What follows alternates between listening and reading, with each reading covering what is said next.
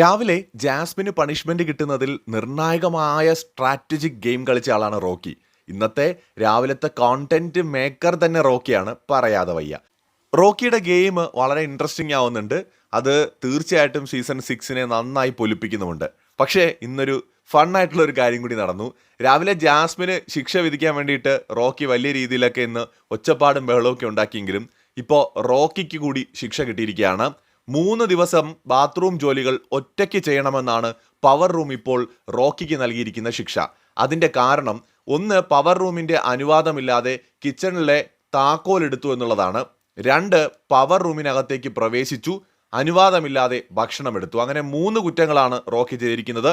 അതിൽ പവർ റൂമിൽ പ്രവേശിച്ചതും താക്കോല് കൈക്കലാക്കിയതും ഗുരുതരമായ കുറ്റകൃത്യമായി പവർ റൂം കാണുന്നു.